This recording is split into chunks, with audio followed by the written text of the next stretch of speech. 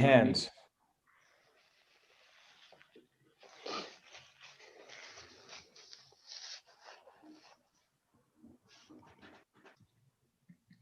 I'm going to time myself, but just if I overrun. Okay, we're live in the auditorium.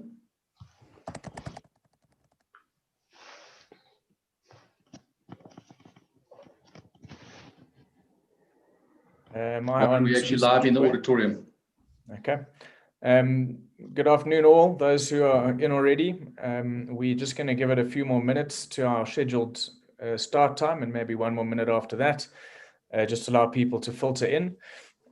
Please remember to use the Q&A facility to post questions, which we will then field at the end of Lorraine's session. And remember that any of your questions that don't get answered, we will be answering in writing post-event and distributing to all attendees, so you won't miss out on your questions. So please use that facility. We're on schedule now. We'll just give it one more minute, and then I will do the intro. Lorraine, do you want to load up your presentation in the meantime? It's ready. I mean, shall I have it? Okay, let me just get it onto.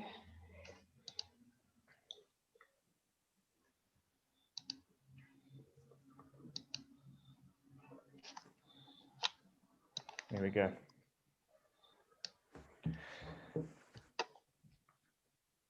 Okay, so I think from there, let's get started. I'd like to just go through it's a brief bio, Lorraine, and I think you've omitted a hell of a lot from here, because it starts off with a Montessori teacher by profession, beginning her sustainability journey in California in the 1970s. So the next 10 lines I know is very much abbreviated.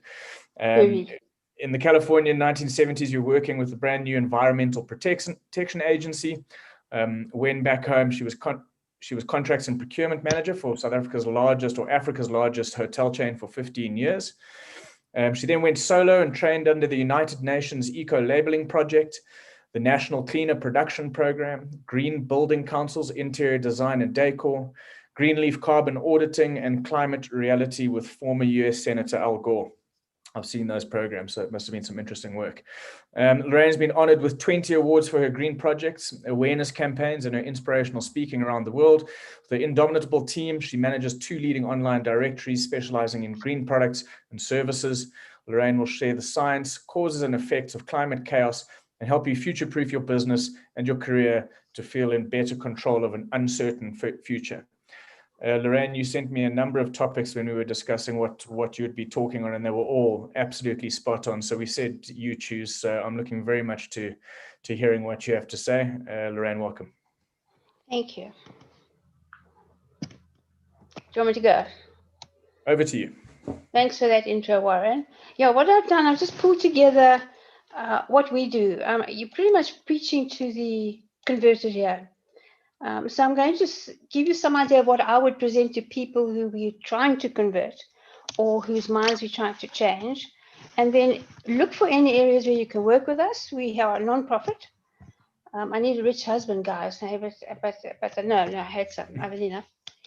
And then find any synergies, and then let's work together. There is so much to do, and we must all do it together. So I've called this one The Future We Choose. It's our choice. It's the future we choose for our children. Closed for repairs at the moment, and we have to reset. Beginning slowly now. I do a lot of work in tourism, opening into the new abnormal. And we're going into a gun battle with a fly swatter. And we're trying to put out a forest fire with a water pistol. Reading the news is like a zombie apocalypse. Starving polar bears. These were people trying to cool off in India. Unknown viruses being released. Financial meltdown. They're warning us. This is the New York Times. Terrible floods everywhere. Every time you put on the news, there's something happening. This is San Francisco. Those of you who know America, these areas will all be underwater, and some of them are absolutely prime property. Our beautiful baobabs are slowly dying in the north. 28 indigenous people were killed last year, people that are trying to defend their homes. Locusts that we saw, our future is here. We have empty taps already. These things always happen. The trouble is they're happening more often and far more severely. Fecal dust, for goodness sake, making people ill. And they warned of a climate crisis that would have untold suffering. So it's sort of like reading the book of Revelation, which a lot of the far right-wing Trump followers actually believe. That's why they're not prepared to do anything, because it's in God's hands. So you can do all these things I asked you to do. You can shower with a friend, stop using plastic, put in LEDs, put in solar panels, ride a bicycle, go vegan, but it is not enough. This is what we're going to leave our children. This is what they're going to say. And they're going to say, why didn't you do something? Recent reports, this is, I mean, there have been so many just in the last couple of weeks, but these were some of the big ones a year ago. The World Economic Forum, people saying, 42,000 scientists saying, if we don't reduce our CO2 by 50% by 2030, we'll reach a tipping point. If we haven't reached zero emissions by 2050, again, it will be too late. Thank God China, I think in pure spite, he's trying to get a Trump, has put forward a commitment which absolutely amazed us. So I hope he sticks to it.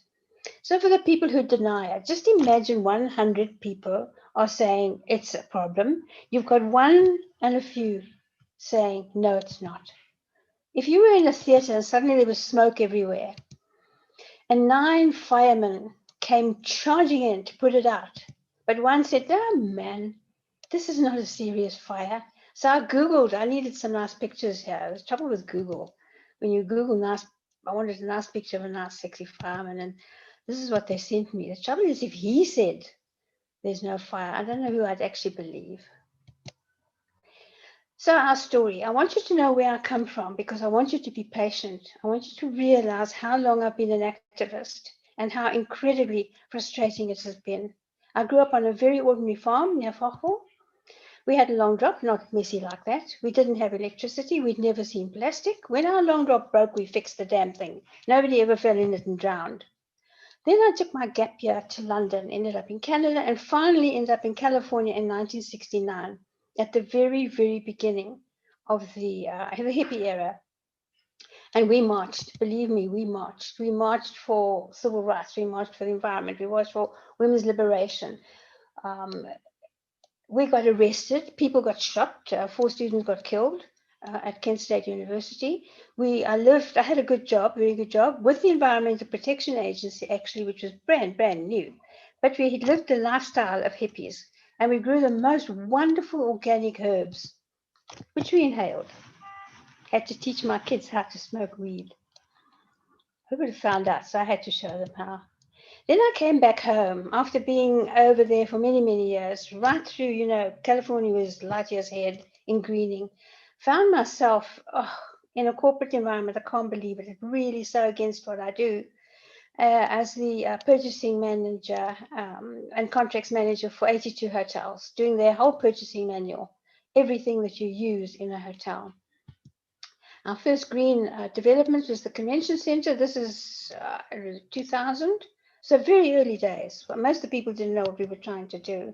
So it became my personal mission of all those things in my purchasing manual to find a greener version of every single product that I ever did the contract for.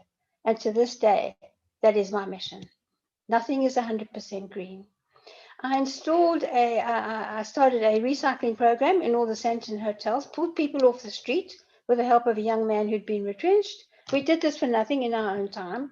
And we started a recycling effort in those hotels. We saved the hotels an absolute fortune. We pulled people off the street every morning to sort only the dry waste that we'd picked up. And I sent a beautiful report upstairs to show the guys how much we'd saved. Some pictures, some graphs, some interviews. And they didn't take a blind bit of notice. Because when you're short, and I used to be blonde, middle-aged, you might as well have a bag on your head, girls. I'm sure you'll agree it's pretty much still the same. So I changed my attitude. I tried to gird my loins like the Bible says, but a girl can't do that. So I put on my big panties and I left. I left in a huff after 15 very long years working in that corporate environment. And I moved to Cape Town and I remarried. If any of you girls are there, just listen to me. Just are you listening? Read my lips if you can see me. Don't remarry in your 60s because that is the rest of your life. So I had time to do what I wanted to do. And ironically, I'd left. The hotel started calling me back and saying, what are you talking about? What is this green? And I say, God, chaps, I've been trying to tell you for 15 years. It's actually so simple. But I'm a teacher by profession and I was teaching. And I realized these were hoteliers. They weren't financial people or engineers or scientists. They were people. And in a moment of complete and utter madness, my bookkeeper and I decided they need to see, touch, and feel everything we're talking about. And we already had an online directory. I had taken everything in my purchase manual and put it online, just exactly like a Yellow Pages. It doesn't make any money at all. I don't sell anything. It's just to share the names and the products of suppliers that I've grown to know so well. This has gone absolutely ballistic. It was supposed to be a hobby when I retired. And then I already knew who had green products. So I started pulling out any products that are green and put them on a second website, a second directory. And we get 35,000 page views a month now. It's absolutely phenomenal. But we don't take any commission or any fee on any sales. And we have a whole bunch of opted-in followers. So by the seat of our pants, this business of deciding to use those directories to furnish exhibition stands at the big shows. We started at Hostex. We'd never done, it was hysterical. We'd never done anything like it, but people are absolutely wonderful. They realized we didn't know what we were doing, and everybody stepped in to help us build a stand, help us unpack the stuff that we'd sent. We asked everybody on green stuff. We said, look, we want to furnish a mock hotel from front to back, 100 square meters, with only eco-friendly products. Send us something. So all these boxes arrived, and we just decorated that area.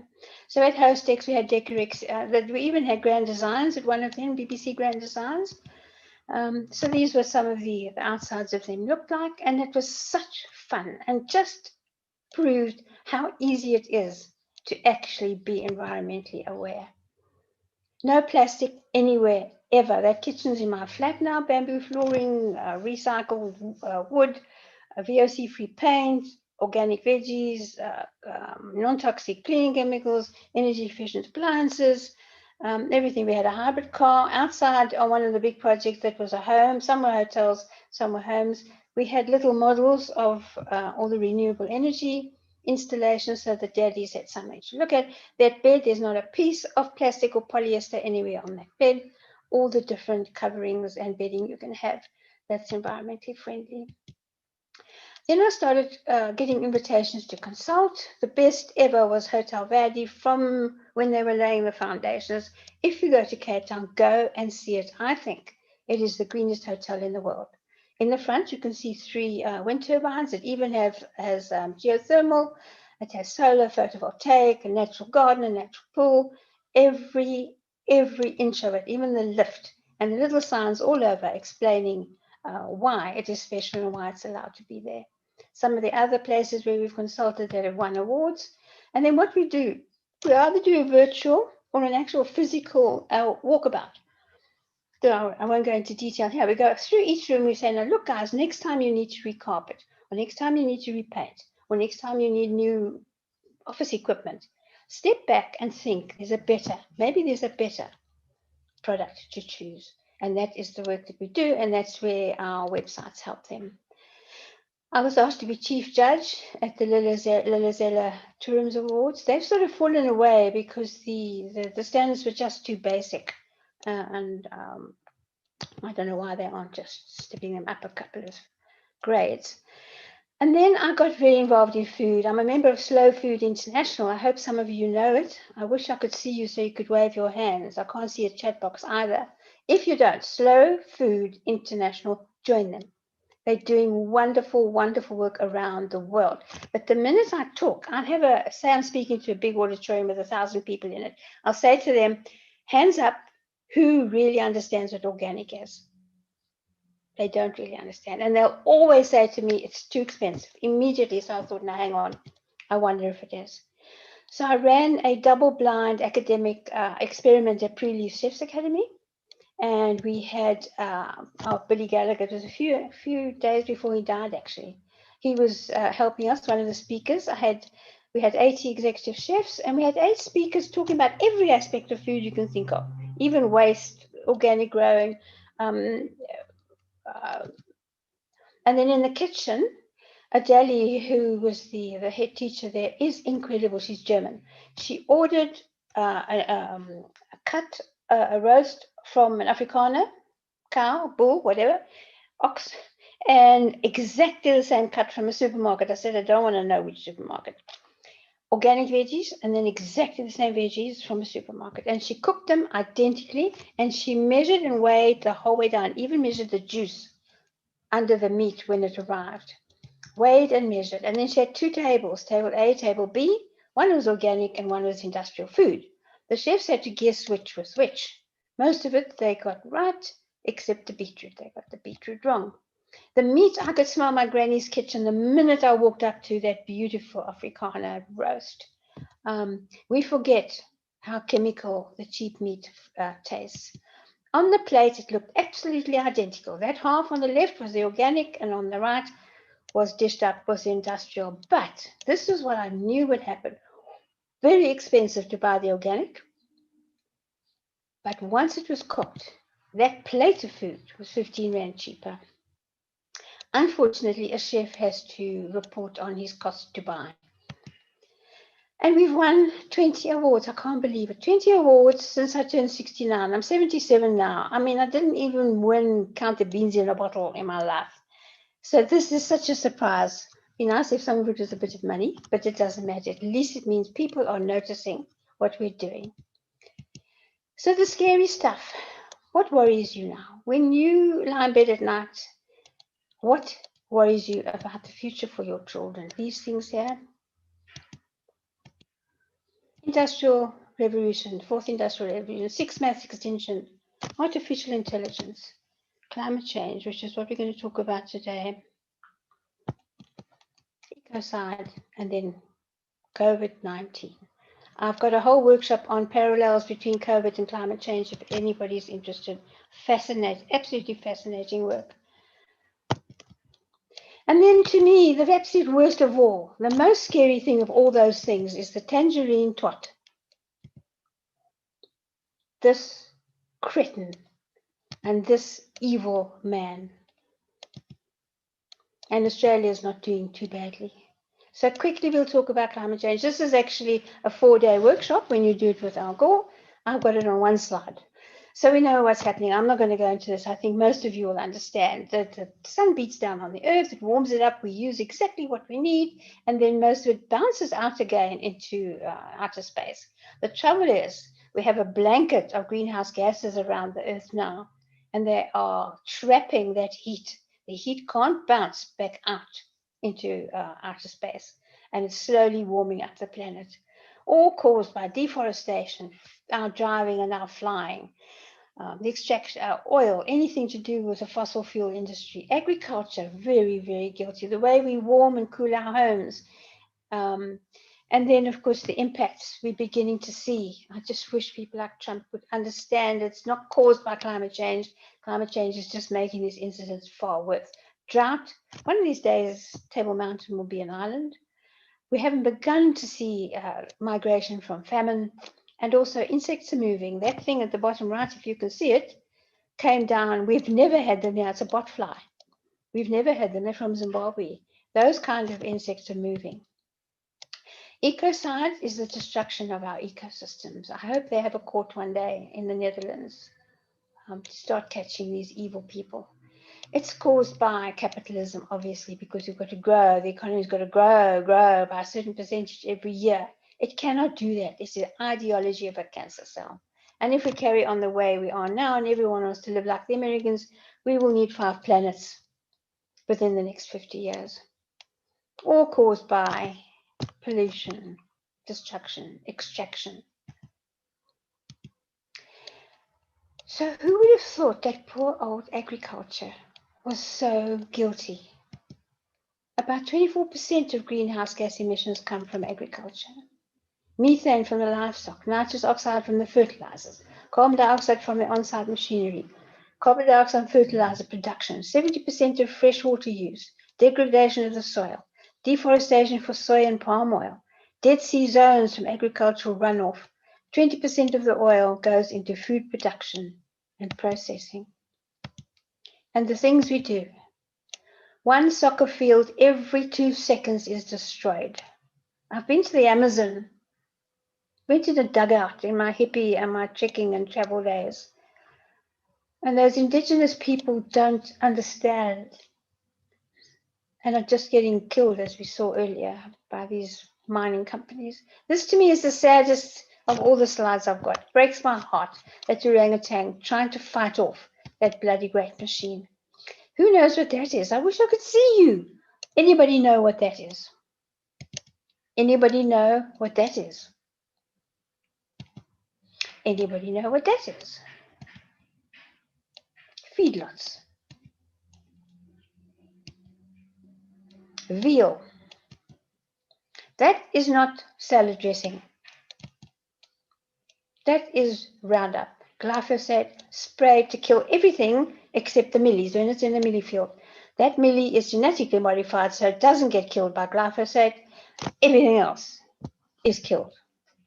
So on the left is Kirstenbosch, and exactly the same area in the millie field. The insects in Kirstenbosch, the insects in the millie field. Other things eat those insects.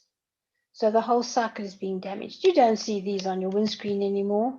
And these are the people, wherever you see Dismos Millies or DuPont or Syngenta or any of those people, they are the ones that are poisoning the air, poisoning the soil, and killing us. There have just been cases in America where millions and millions of dollars were won by people who claiming they get cancer from that horrible stuff. And the horrors are this: overdevelopment, overpopulation, overshooting. Spain, greenhouses in Spain, spraying in Nicaragua, fields in China, erosion in Madagascar. Look at that. Feedlots in Brazil. It's absolute inhumane. The way we think today about slavery is the way our children are going to think about the way we treated our food. Chickens, pork factory in China. And the parallels, I'm not going to go into this. This is an awful lot of work. Just the similarities between COVID is a dress rehearsal for climate change, just at a different speed. Very similar things. Advanced warning, denialist, disrespect for wildlife, conspiracy theories, exactly the same, them and us. The speed is different. The duration of the danger is different. Political responses are different. Severity of the mitigation is different. Give me a shout and I'll come and run a whole workshop on that for you. We won't get back to normal because normal was actually the problem. So going green, which is what we teach and we hope that everybody will do. This is when people build a green building. They put up some solar panels, they put up some water tanks, and they put up 4 recycle bins, and they call it green.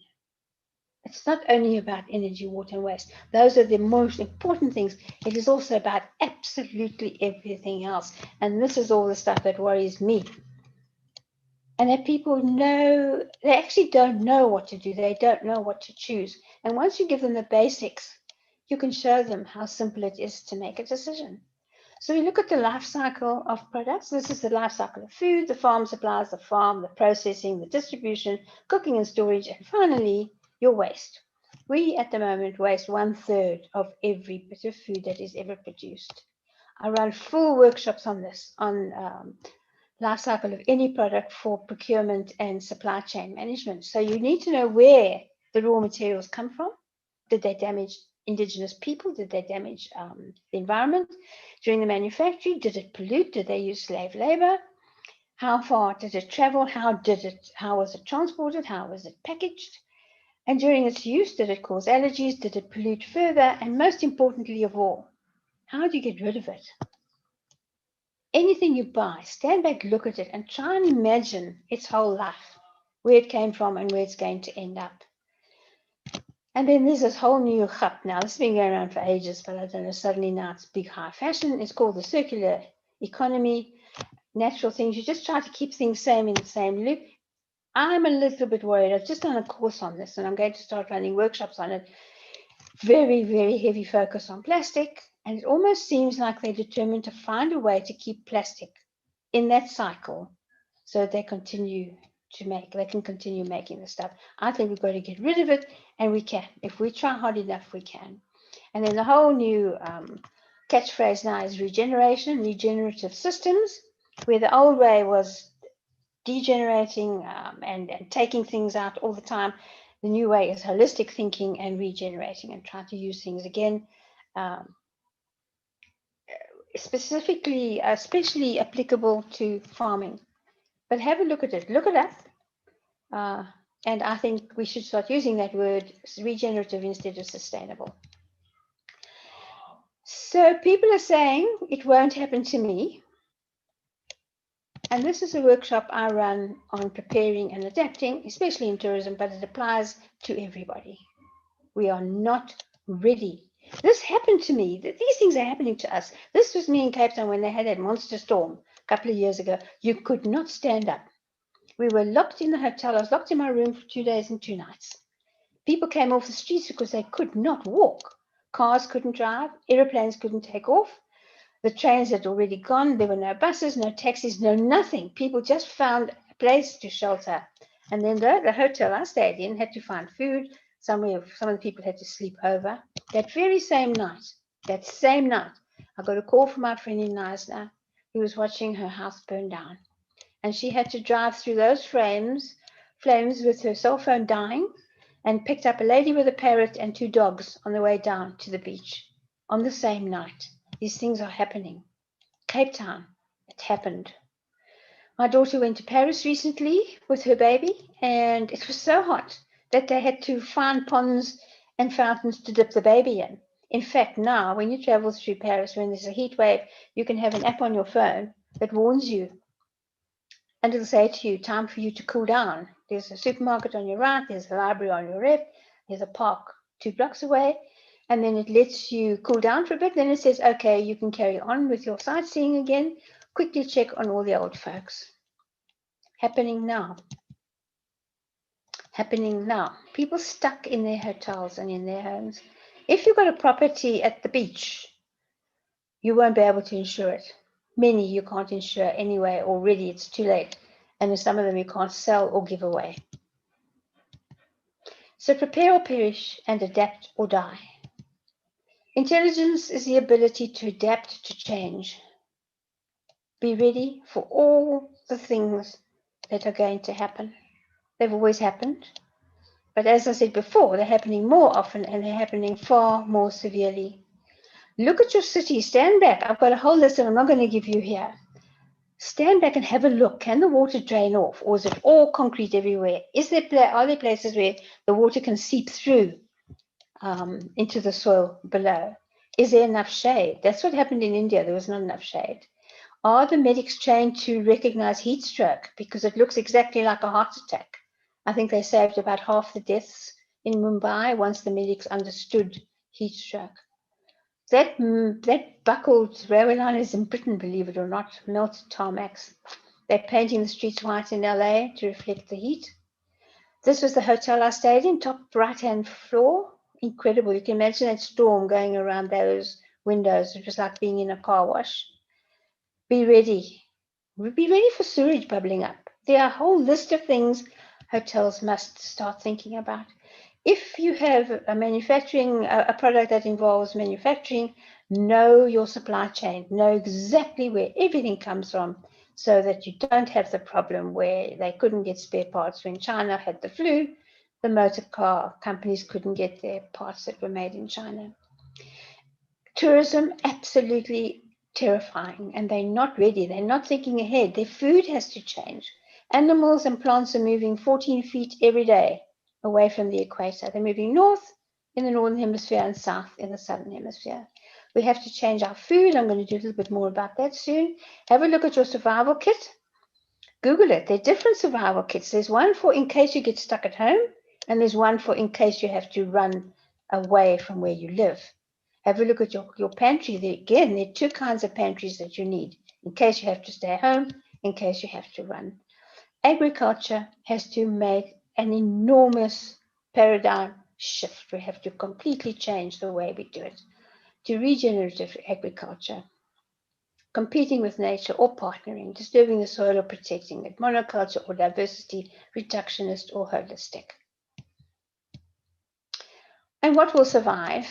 We had a part of Slow Food. We asked the local people in Heinesberg, fantastic little village if you've never been. We asked them to cook the local indigenous heritage foods. It was the most wonderful lunch. We had the Italian Slow Food executives out there. They absolutely loved it. And that was the plate of food. Even grasshoppers, mapani worms, pup, different kind, all kinds of spinach. Of course, genetically GMO-free maize. These are the foods that we must start cultivating that are going to survive the droughts and the climate and the heat that's coming. Mostly, obviously, indigenous local foods, stinging nettle, amaranth, all these things that we should be growing instead of the wheat and the maize monocultures. African superfoods, we must all start looking at these. All these wonderful things that we haven't even tried. And the cattle that will survive, Nguni and Afrikaner cattle will survive, the chickens that will survive, the goats and the kind of sheep that will survive. And of course, you've got the restaurant called the Pestaurant. They had this a little while ago at an exhibition. Have you eaten it? Try it. Try. And then the best advice you are going to get from me today. The best advice to take away. I grew up on a farm. Is speak to the old folks. Find the elders, talk to them. They know stuff. My mom never ever built a new house or started a garden. She was a landscape gardener until she found the oldest person in that area. And she bought a house at Henley Cliff on the river. And she found this old man and she said to him, "Where does the river come?" He said, "Oh, Missy, die water, hy kom tot hier." So my mother built her house there. And she was the only one that wasn't flooded. All the municipal 100-year records were absolutely useless. And then listen to their stories. There's a reason why they have those stories. And grow food everywhere. There's a group here called Isendawa Sakutla. There's Slow Food here. There's Food and Trees for Africa. All of them should get together and just get everyone to plant food everywhere. So what to do? If not you, then who? As I said before, that is not enough. We're up against big oil, big pharma, and Food Inc. When I think back to our hippie days, we were such idealists. We had all the right ideas. We knew exactly how we were going to make the world better. And what happened, I have to think what actually happened. We all ended up in corporate jobs, I suppose. But these guys just overran everything we were trying to achieve. So we have to start becoming a nuisance. We have to start marching like the suffragettes did. It works, like Gandhi did, Martin Luther King. It works. Even Madiba said so far and no further. And I think we need a major global crisis for people to wake up like they did after World War II and have a Marshall Plan for the whole planet. If we could get together, the whole planet, to fight the virus, there is no reason why people can't get together to fight climate change. So follow this child. She's incredible. She's the most amazing little girl. Because I'm a teacher, please understand these people who say she's spoilt and that she's mad and all the rest of it. She's Asperger's. She has an ability not to hear the noise. If you've ever worked with a child like that, they are so focused in whatever they really believe in, and they really are expert. She stopped eating. She couldn't sleep. She couldn't go to school. They had every person who specialized in depression and anorexia trying to help her. Nothing was helping. She wanted to work with climate. And her dad said to her, she wanted to go and sit outside the school and go on strike. Her dad said to her, if you can answer any question they ask you scientifically, you can do it. And he tested her, and she could answer every question he put to her. She's back at school now, so she's a bit more quiet. Join these people, it's great fun. They're doing this online, but I think they'll be out in the streets again. This will make a difference. I think the future lies with our children. And please, if you feel you can't do anything, finance these people. They need the money. They really are doing incredible work. Greenpeace is growing like exponentially here in Africa just recently. And petitions work. Avars is incredible. You know, we stopped Gerber Foods using genetically modified ingredients in the baby food just because we signed petitions. Change.org, some of us, very good. Sign them when they come around. And then, you know, this whole thing I'm trying to say to you here is the future we choose. Naomi Klein's book, that's the title of her book. It's up to us. No good sitting back and whining and moaning and having our kids point fingers at us. We must choose it. So which way? The best way to predict your future is to create it. This is what they must do. This is what you must fight. This is where you must put your energy. Carbon tax, renewable energy, regenerative agriculture, reforestation, carbon capture, and eventually solar geoengineering, a bit sort of science fiction-y at the moment, but this is what governments should be doing. This is what the big corporates should be doing. They're the ones that can make a difference, and they're the ones you must gun for. They're the ones you must nag, sign petitions, boycott. They boycotted Head and Shoulders shampoo. It was very quiet. Very quiet. We hardly heard anything about it. Enough people boycotted it for Procter & Gamble to actually change the ingredients. And then you personally, people always say, what can I do? Well, you just reduce anywhere where you use fossil fuels, you save water, all these things that you know, eat less meat. Challenge anything that might have palm oil in it. Just refuse plastic. This recycling is a complete and utter scam. And absolute, they are insulting our intelligence. If you want, I've got some incredible research that was done, some documentaries. It just makes us feel better. And then, of course, agriculture, we change. You sign the petitions, sponsor the organizations, boycott, and vote whenever you can. So we have workshops. Just call me, and I'll come and do a workshop. I'm supposed to get paid, but nearly always I do them for nothing, as long as you give me supper and somewhere to sleep. And these are some, we've had masses and masses of audience. I've given hundreds and hundreds of talks now. And, you know, I'm 77, and it's as though stuff just comes to me. I've spoken in Bangladesh, India. I was supposed to be in Denmark this week. China, I've spoken in China. I've spoken all over Africa. I would never have believed this. If you had asked me this 15 years ago, I would never have believed you. So the choices, we have a choice. So whenever you have to buy something, do something, you can do it the old way. Nothing is 100% right and nothing is 100% wrong, but there is a better way. The story of Stuff, whatever her name is, that started that series of on YouTube.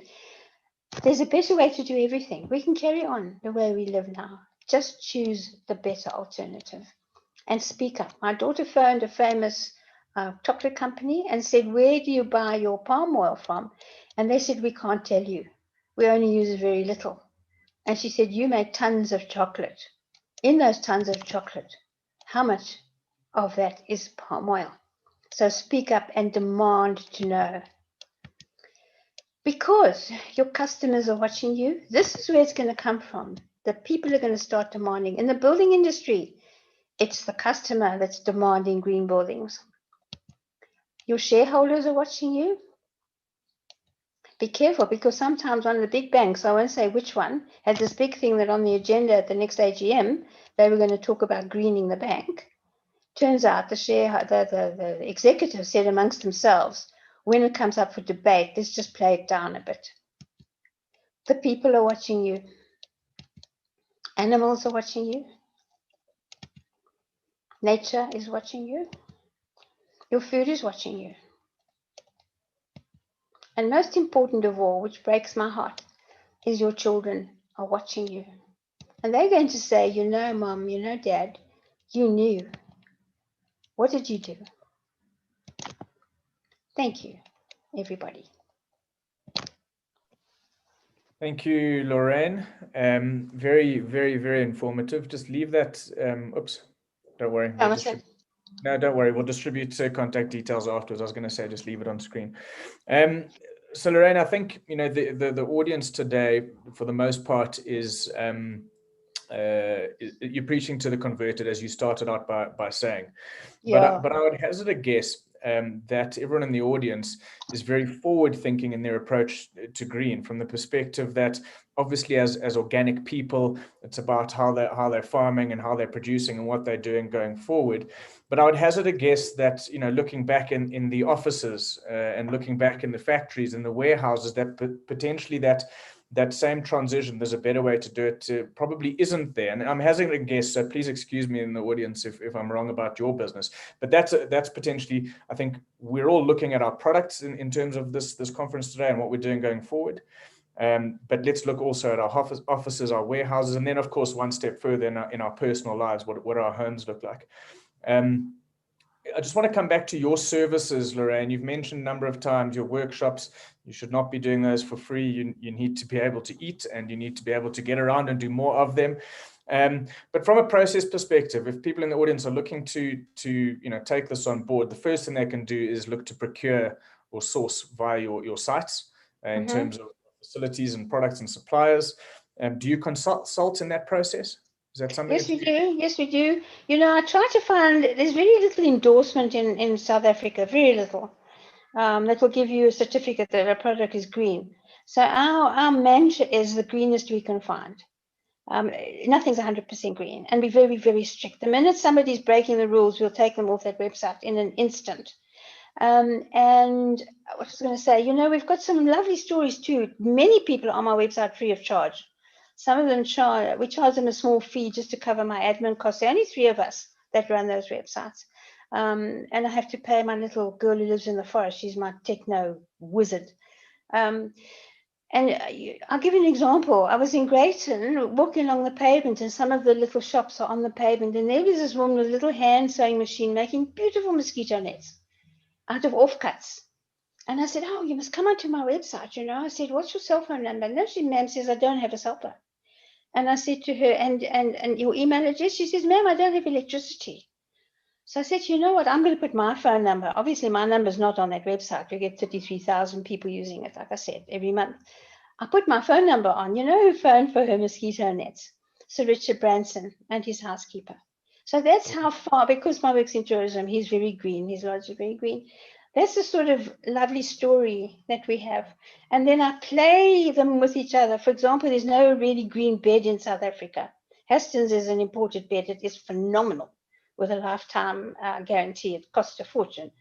But what I do is a bed company will come to me and they'll say, hey, I've got a green bed. And I'll say, what have you got? Oh, we've got a bamboo cover. So I say, yeah, and inside, foam.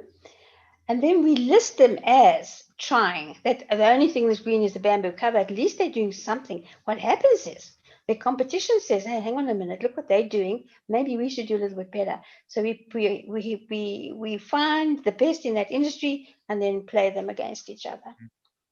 Good competition. competition. And then the consulting, if they just come to us, anybody with anything, let us know. The difference between our people and organic and natural is we don't have any perishables on the website, and very, very few veggie, fresh fruit and vegetables and meat. So that's where John's strength lies. But give us a shout. Anything, if someone's making something in their backyard, let us know. And we push them into the tourism industry to start with. But now everybody uses us. Hospitals use us, the prisons use us, government tenders use us now. And let's help them get out there. Great. Well, fantastic. So everyone watching, please visit. You've got hotel stuff and greenstuff.co.za. Is that correct? Yeah, Green Stuff's the eco-friendly one. Yeah. Sure. Please visit those sites to source product for your homes, your offices, and your factories. Lorraine, thanks very much for your time. Pleasure. We're going to move on to our next speakers now. Thank you. Thanks, Warren. Wayne. Okay. Our next 2 speakers, we've got a team from a company called Trade Intelligence.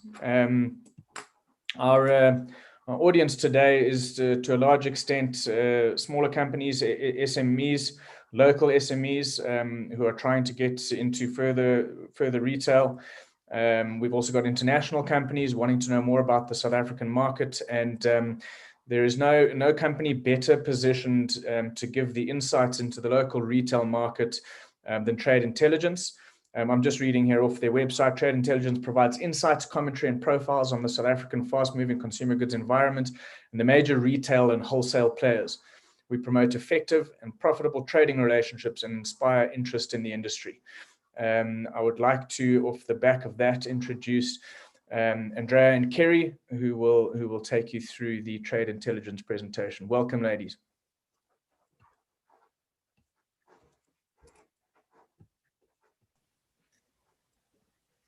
Good afternoon, everybody. There we go. Let's get it into presentation.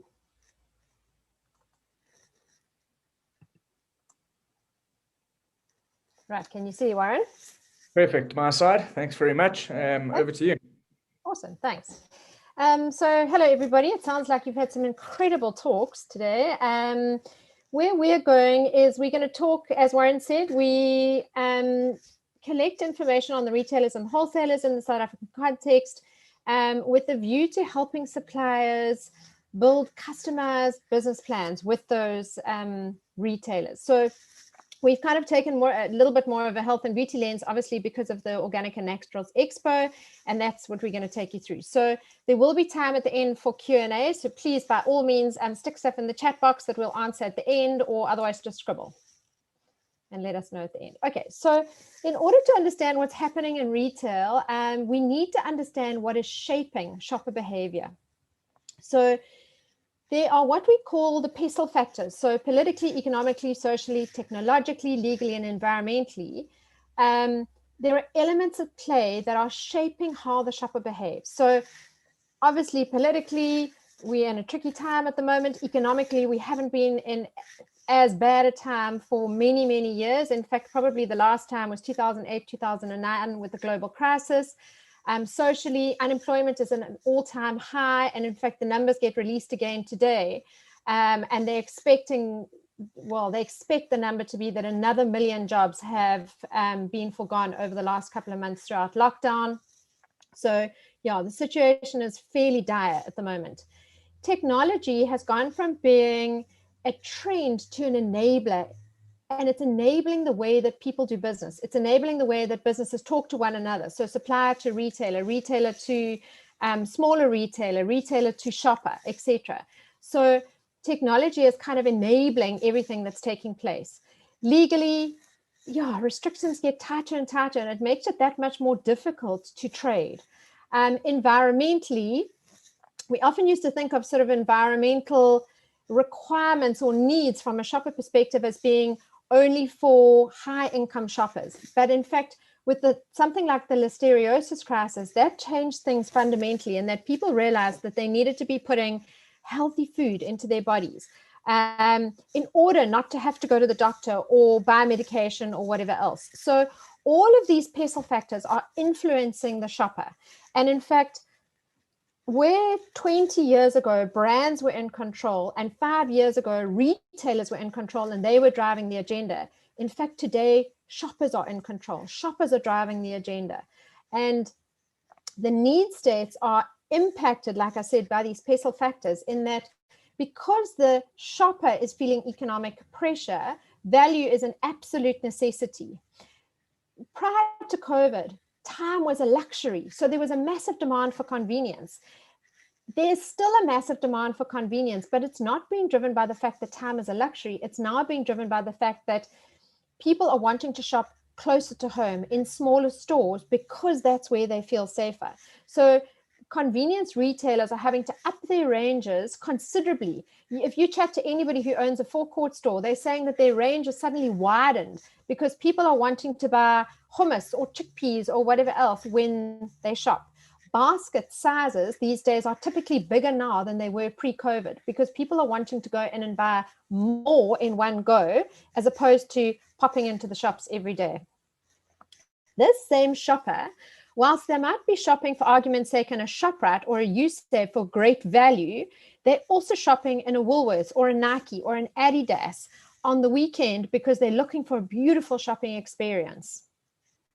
They are also looking to be more healthy. So in fact, if you look at the growth in something like ginger and garlic as natural remedies to flu, that just shows you. So people are wanting to invest in their body because they don't have the money to take themselves to the doctor or go and have a COVID test or whatever else. So can you see how these all sort of link into one another?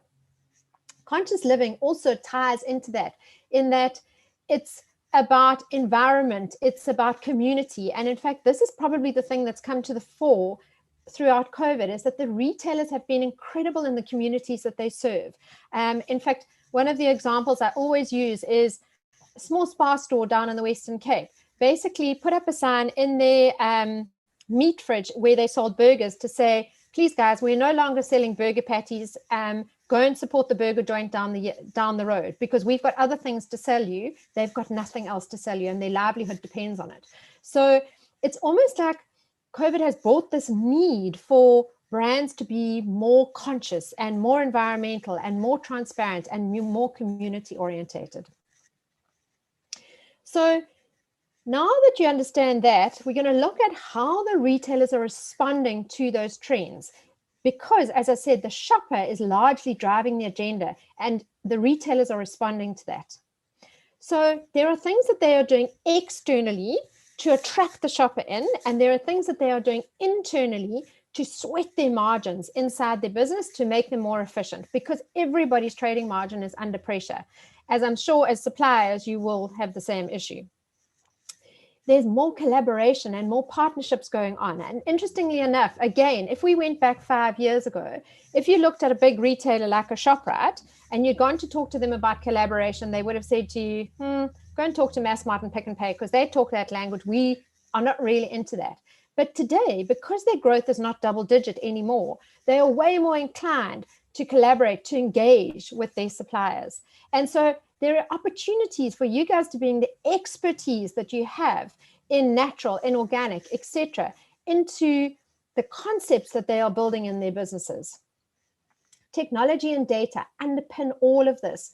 So collecting data enables them to appeal to the shopper in the right way. So in fact, when we look at the next slide, you'll see that customized offers is a thing where if I work out that I am buying, I don't know, organic coconut milk, I will then get a coupon specifically for organic coconut milk, because the retailers realize that that's how they talk to me. And technology, as I said, underpins all of this. So if we delve now into what they are doing to attract the shopper, we will pull some of these things out in individual slides, but for the purposes of time, we can't do everything. But the ones that we're going to focus on is we need to work out, is your brand a price offering or a value offering? The other things that the retailers are doing is focusing on loyalty. But again, that loyalty has to be relevant. Otherwise, what's the point of keeping a plastic card or an app on your phone? Customized offers, value-added services. Everybody's trying to do customer service because that's what differentiates their business.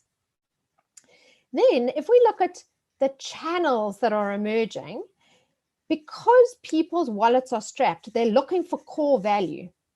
The retailers have realized that there's another whole sector in the market, which is all about discounting, okay? Because it's all about core value and tough economic times. Because time is a luxury, convenience is absolutely the way to go. And in fact, e-commerce would be part of that, along with the rise of the small store, okay? Shoppertainment is almost the opposite of this value thing, where it's all about this experiential retail.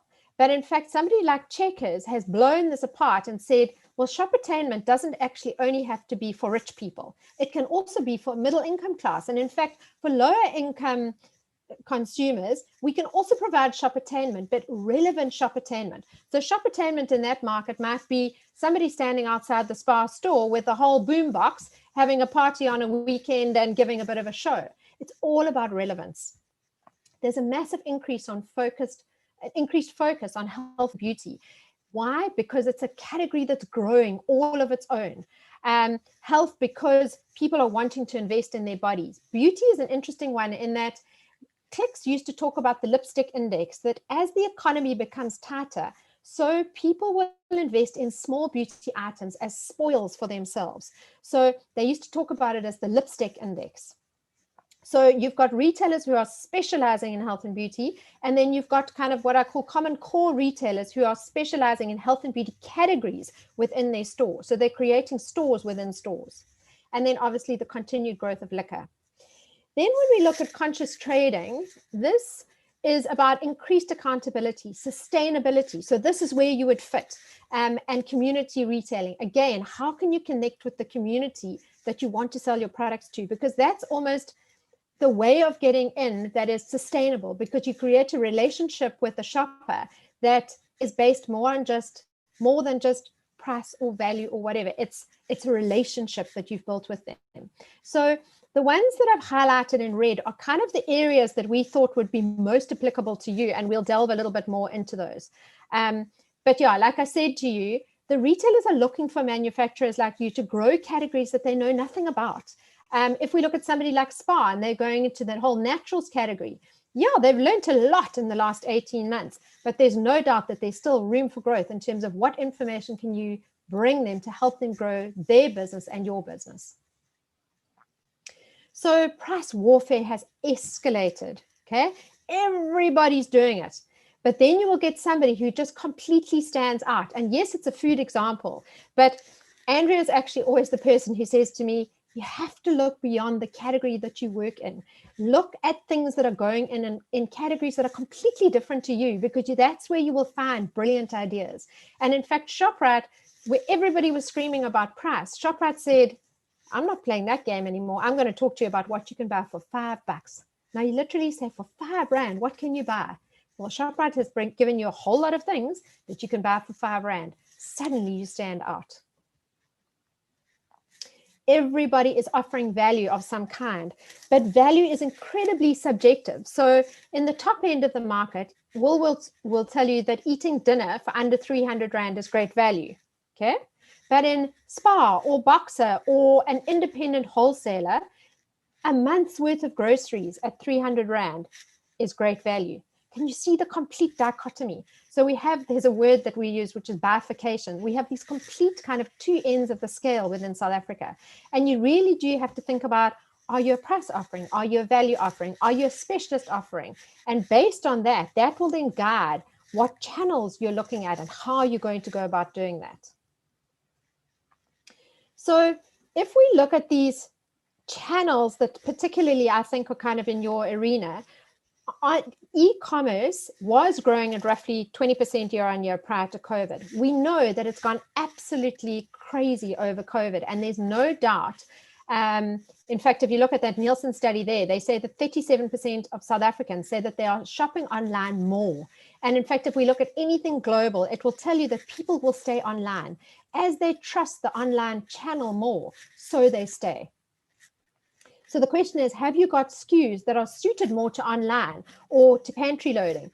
Or in fact, somebody like a Massmart, for anybody who might be in sort of a hardware thing, you can list a product with Massmart, with Macro, that is online only. In fact, where you, like Takealot, you still hold the stock. They operate almost as your shop front. And once a shopper places an order on them, they place an order on you. So it's a different way of doing things. If we look at the increased focus on health, the retailers have all been capitalizing on this. There's been a massive growth in pharmacy stores, in corporate pharmacies. There's been massive growth in the health categories within stores. So Checkers will talk about wellness. Spar will talk about naturals. Checkers has brought in a whole range called Simple Truth. It's not unique to South Africa. They literally looked globally and said, well, we've got this concept. Is there anybody else out there doing it? They found a small entrepreneur who was producing this sort of range that was in the healthy realm. And they said, thanks very much. We'll have, for argument's sake, 3 containers. And they bring that in, they import it. So the question is, are there not things that you guys can be tapping into what they are looking for? Because it's a whole lot closer to buy locally than it is internationally. And certainly with the likes of COVID and the fact that in fact international supply has been tricky, you already are on a better standing. Also increase in beauty. So yes, the likes of Clicks and Dis-Chem and whatever else, but also the likes of Pick and Pay within store, the likes of Jumbo, which is a big wholesaler, putting an in-store salon into a store. Woolies starting to kind of shift the agenda and say, right, well, let's talk about refilling containers as opposed to bringing stuff back. We're going to break the mold and talk about hair and beauty and whatever else, but through refillable stuff. Experiential lifestyle. So Woolworths was probably the pioneer in this area. And in fact, Pick and Pay then went after it and said, right, we're going to do it in flagship stores. But those flagship stores were generally large, big footprint, fairly expensive to kind of set up and maintain. Where Checkers came along and they said, why does this shopping experience, beautiful shopping experience, have to be for very wealthy income areas? In fact, we can take that same concept on a smaller scale to a middle to high income area. So we can expand the reach and offer this concept to a broader target market, which is absolutely the right thing to do. You've got the likes of Clicks putting body shop stores or ranges into Click stores as a means of improving the shop attainment of an average Click store. So have you got ranges that play to these concepts that the retailers are trying to grow all of their own accord? Conscious trading. We've spoken about the naturals, the wellness. Prior to COVID, there was a lot of talk around nude food, zero packaging. And there's no doubt that to some extent that has kind of taken a little bit of a backstep with the likes of COVID and once-off plastic. But it's more of a blip rather than a trend. The trend is to move towards more sustainable procurement, packaging. You can see here SPAR working in partnership with the Dutch government to put together what they call a rural hub, which is about procuring local produce from neighboring smaller farmers, taking it to a rural hub, which is closer than, for example, the Lowveld or the North Rand or the South Rand DC. They take it into the rural hub and they send it immediately back out to stores. So it's a shorter route to market that therefore keeps costs down, keeps the product fresher, and it enables smaller farmers to kind of put themselves on the map. If we look at community retailing, I could do you 5 pages of the type of stuff that's going on. So Game, for example, with feeding schemes on site in schools. ShopRite with their soup kitchens will then partner with Albany Bread. You've got the likes of Clicks and Dis-Chem and ShopRite and Checkers bringing you virtual doctor's appointments in store because it's cheaper to go there than it is to go to a doctor's appointment. You've got the likes of them bringing magazines, sort of sanitary wear promotions and initiatives to bring sort of sanitary wear to the broader community. So everybody's doing it. My thing to you is to say, ask your retailer what they're doing. Instead of you doing it all on your own and it costing you a huge amount of money, are there places where you can slot into what they are doing already? 1, it's going to be cheaper for you. 2, you're going to get brownie points effectively with the retailer because you're both working in the same direction. So once you've decided on the channel that you're going to go to, then it's about, okay, well, what route to market am I going to go?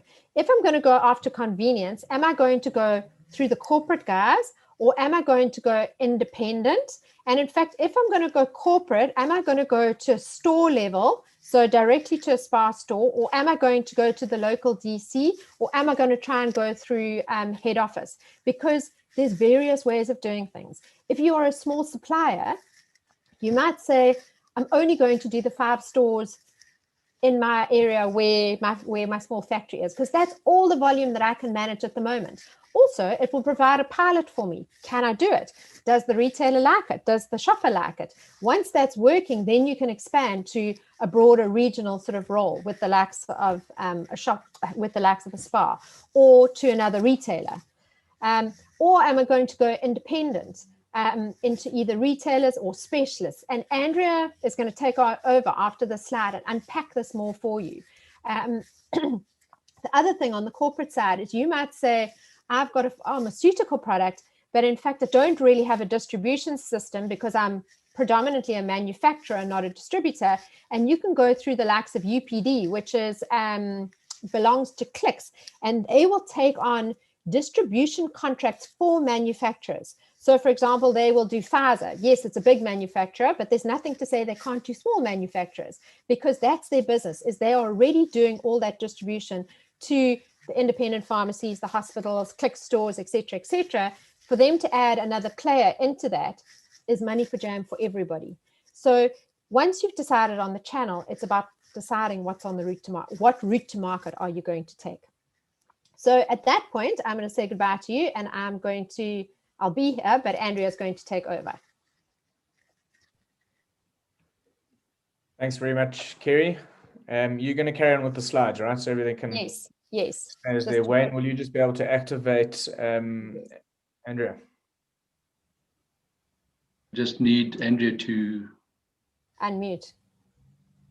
I have unmuted. Can you hear me? There we go. We've got you. Okay, great. So thank you so much. I come from a sort of health and nutrition background, and for me as a health practitioner, it's absolutely amazing to see how the retail landscape has changed and transformed over the past 2 decades, and how the consumer awareness has increased about sustainability, about health and wellness. And my focus really is within the health and beauty category, so not specific to organics, but obviously that is the sort of environment in which these products trade. And to me, it's really interesting to try and, first of all, plot out, if you want to go into retail, to sort of have some understanding of the health and beauty category. So here, for example, we're looking at a few pictures that could sort of represent what health and beauty would mean. So you would look at products and services that would basically speak to health and beauty. So from top left, we've got medical services. Then you have obviously illnesses like colds and flu and immune system support. So you're moving from treatment to preventative thoughts in terms of product offerings and service offerings, and preventative health in terms of cardiovascular health being a big issue in our country, for example, with monitoring your health towards preventative health care. Then to the right, we're starting to look at medicines and where the very fine line between nutritional supplements and the role that nutrition can play as a medicine starts playing in. So that is all still just talking about health. Then you're looking at fitness and healthy eating and how that interplays in terms of people's lifestyles and how the consumers' sort of perception of that and engagement with that has changed. You look at something very simple like a rehydration formula, which on one hand could be very suitable for somebody who suffers with illness where diarrhea is a problem, compared to a person who's exercising a lot and needs rehydration ingredients for that. Then beauty and health also are very close together. I'm thinking of, for example, the research into nutrition and the role it plays in natural beauty and the whole sort of mind shift that we're seeing changing with consumers, and how exercise, healthy eating is filling into that space of beauty. And if you have a look at the beauty market side of things, obviously personal care, from washing your hands, going to the spa, and cosmetics and even fragrances, etc., all of those different elements are sort of interlinked in some way. If I look at product innovation, for example, in the field of beauty care, we see lots of focus on collagen, for example, and that plays to healthcare for joint health, and also plays to skincare. So very interesting time within the categories of health and beauty offerings in terms of products and services. So these are all pictures that I'm sure resonate with you in terms of how we look at health and beauty. The next slide is very busy. So Kerry, if you could just page down. Hold on 2 seconds. It's not wanting to move. Sure. I can share it from my side if that's going to work better. Wayne, do you think it's because Andrea's been made? Yeah, Andrea, do you want to share from your side? Because it's Yeah, I I haven't can't share got- at the moment. So Okay, hang 10, let me stop. I think it's got something to do with the fact it's who's in the hot seat.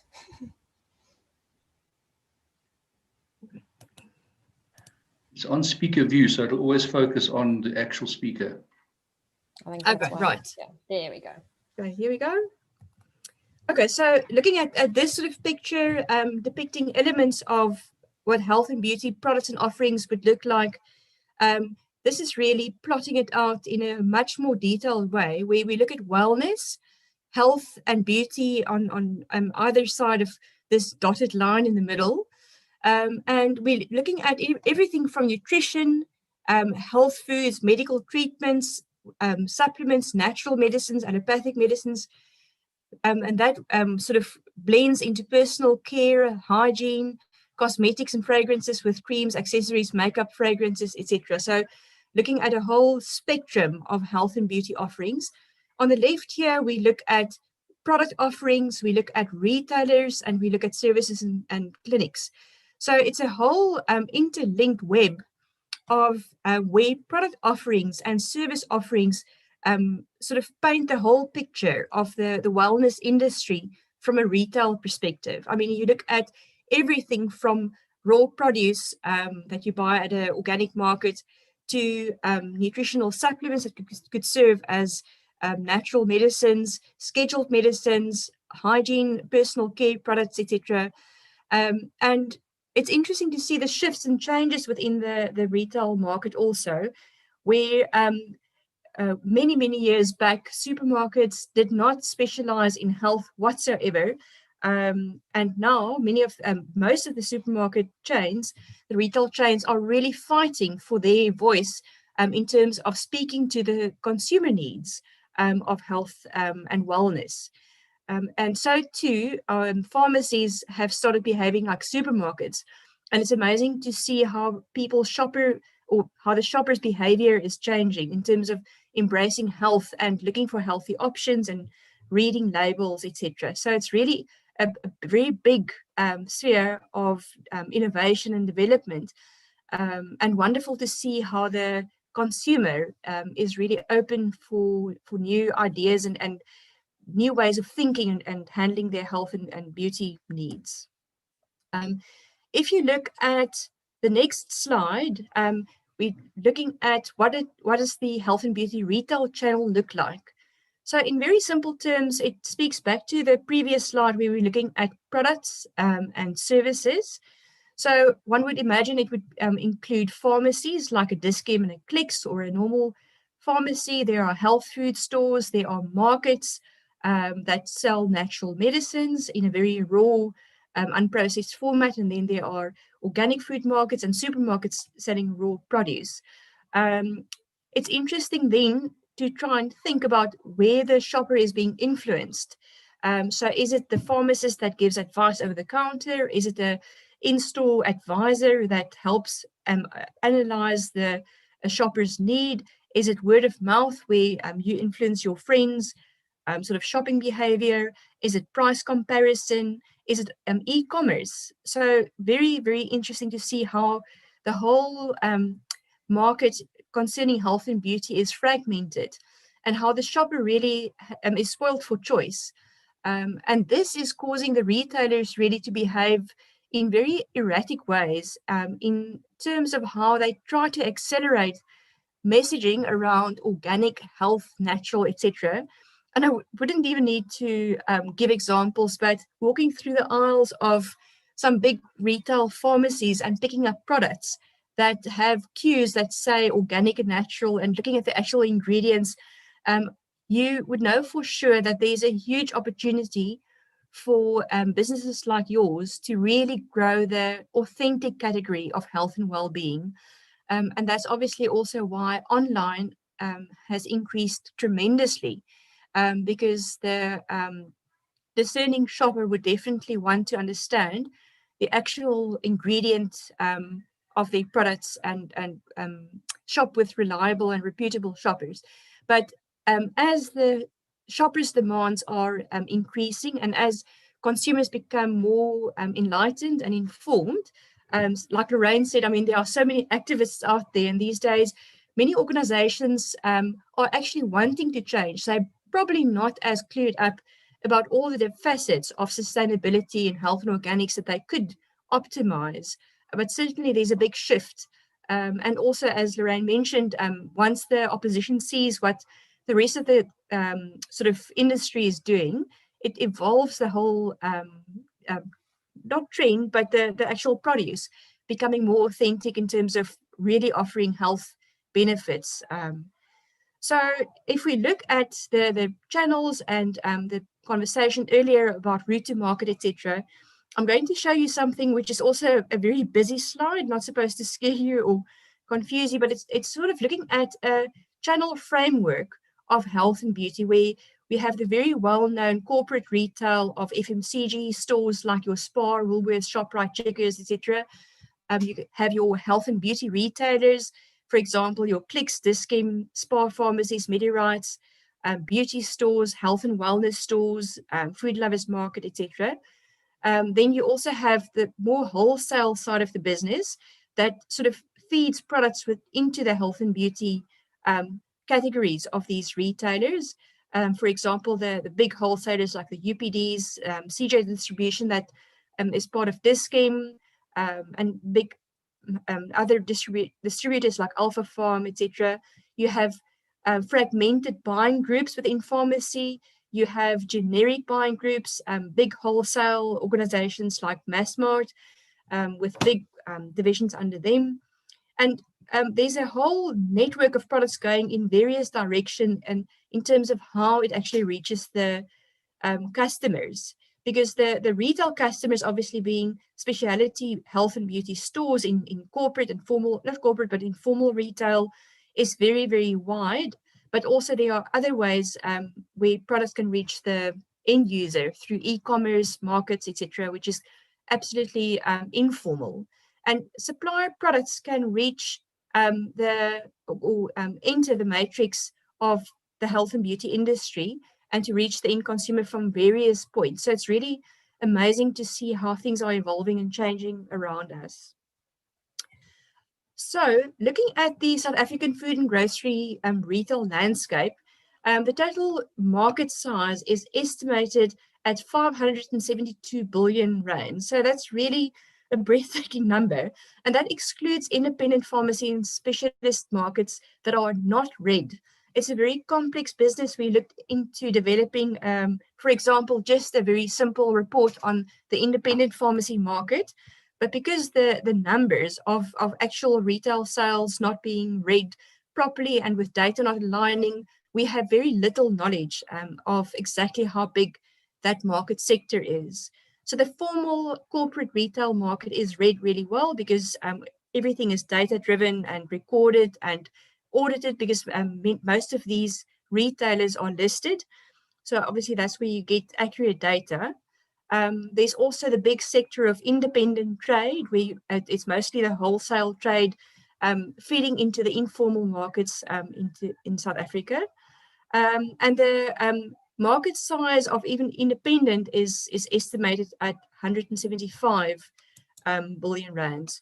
So, sorry, I clicked the wrong button there. I wanted to minimize because my screen is hidden here. And there is a informal FMCG market size is even estimated at 158.3 billion. So really a very large market if you look at those numbers, and to understand how the wellness industry is growing within this sphere as well. So if we have a quick look at the, like I said, what is red and what is sort of known to us in terms of numbers, it's very interesting to see how the corporate retail market is changing over time and how growth has really become squeezed. I mean, 4 or 5 years ago, growth was really trending really well. Over the past few years, due to economic pressures, consumer disposable income has been under tremendous pressure, and everything in the economy is putting pressure on the system. So at the moment, obviously, we're in a very sort of pressured year with the COVID pandemic, further impacting on a very fragile economy already.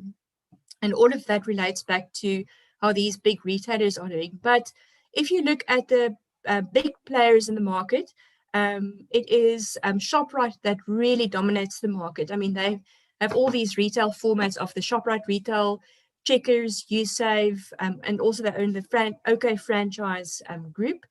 They're the biggest retailer. Second to them is Spar Retail, and then Massmart, Pick n Pay, Woolworths, and obviously Clicks and Dis-Chem appear a lot smaller because of the focus of the health and beauty category within those stores.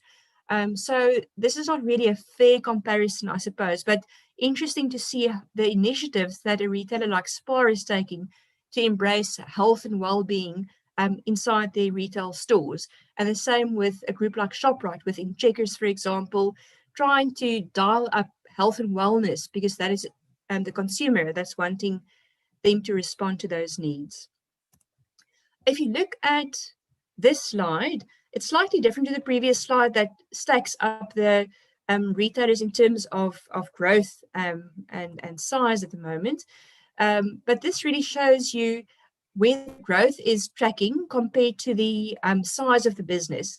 And it's very interesting because ShopRite is really the biggest retailer, but Checkers is only about a third of the total turnover. So if you have to compare, Spar is here still in red, ShopRite in red, Spar is here in the green circle. So they would be in your sort of arena of trading, could be regarded as a similar opportunity size.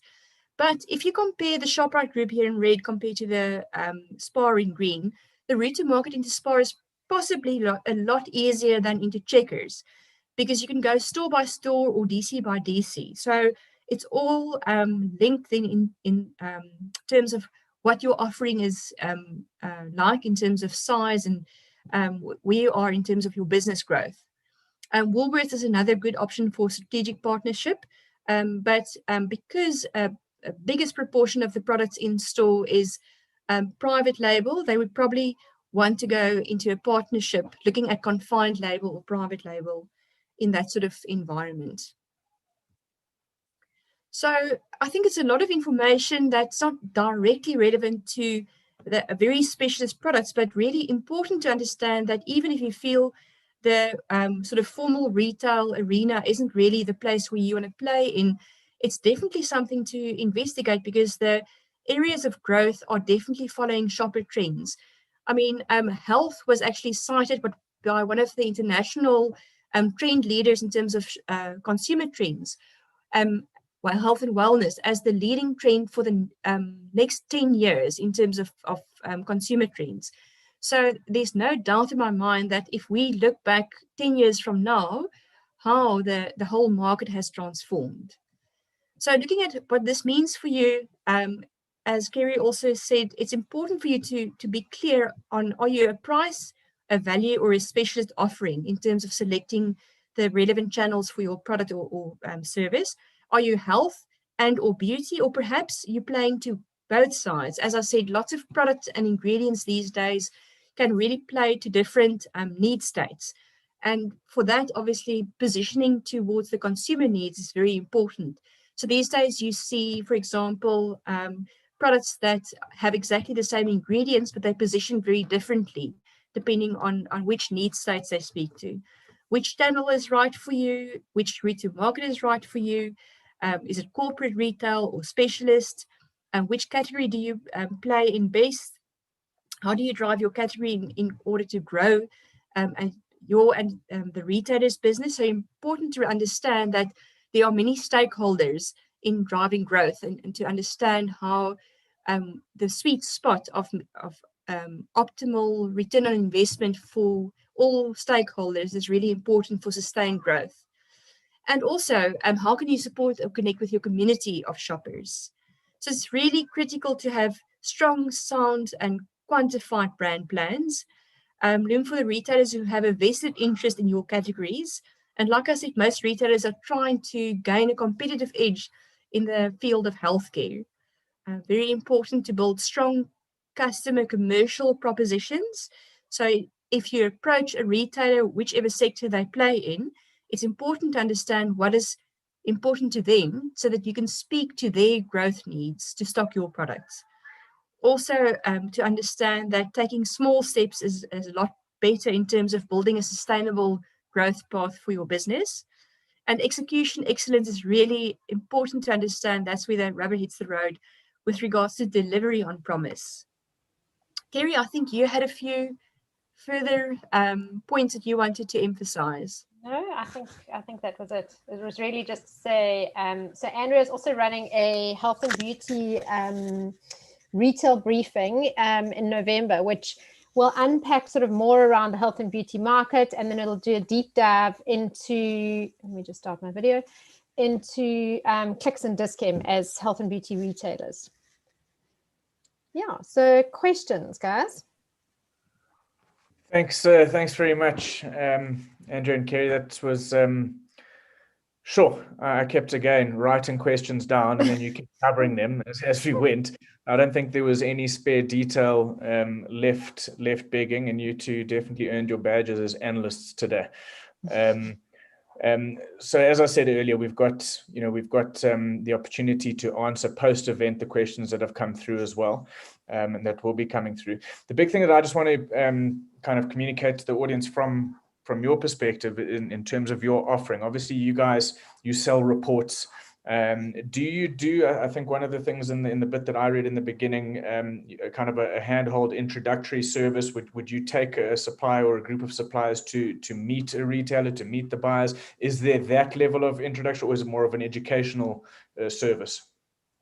Warren, it's up until now, it's more of an educational service, but we are looking at sort of different avenues at the moment. So I would say if there's somebody who wants to know, is it possible, ask the question, because we are sort of expanding the business as we speak at the moment. And interestingly enough, the business over the last 2-3 months has definitely been going more towards the consulting side, because we've got more and more people, various parties from suppliers to retailers saying, well, can you help with this particular problem, knowing what you know?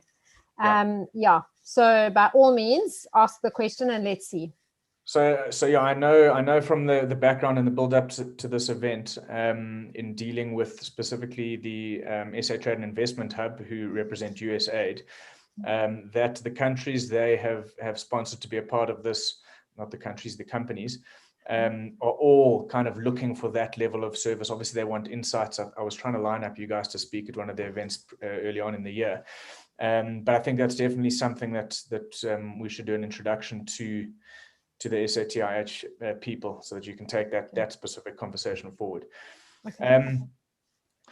Fantastic, guys. Thanks very much for your time and for all of that.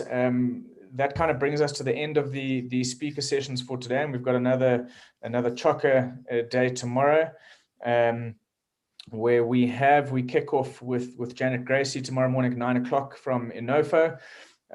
Followed after that, Jenny Slabber of Talborn is going to take us through soil fertility and organic inputs. Gary Jackson from Jackson's Real Food Market will talk to you about, obviously, his experiences within retailing, specifically within this sector. A lot of what was touched on now in the trade intelligence presentation was obviously the formalized sector, your traditional supermarkets who haven't really focused on this area, but now they do. Gary's built a ground up business focusing only on this sector, so that'll be an interesting one. And then we finish off at 2 o'clock tomorrow with Henny Lowe of Control Union. That's one of the big things at the moment within this sector is certification. It's typically been a very expensive process. It's been a big barrier to get certified, which then stops you going further in various things. And I know Control Union have been working hard with SAOSO to develop and implement local certifying. They also do the international standards, of course, but local certifying is a big area of focus. So a big day tomorrow. The stands will be manned and opened, and please visit them. Also, from one stand to another, guys, there's a lot of collaboration that we've spoken about today that can take place. Some of the stands are selling ingredients and inputs that can be used in other supply businesses. So it's not just about a buyer-supplier engagement. Please engage with each other and discuss the opportunities. Thanks all for your input. As I said, it'll be open for the next, I think, Wayne, correct me if I'm wrong, it's actually open full-time until the end of the day tomorrow. Yeah, it's open full-time. So you can visit the stands at any stage, and also even go back and watch the recorded sessions from this morning and this afternoon. Super. So stands are open. They'll be manned for the next hour or two. If no one is there, if you pop on later, you can always get the contact details, download the brochure. So please do so. And we look forward to welcoming everyone again tomorrow morning. Thanks very much for your time.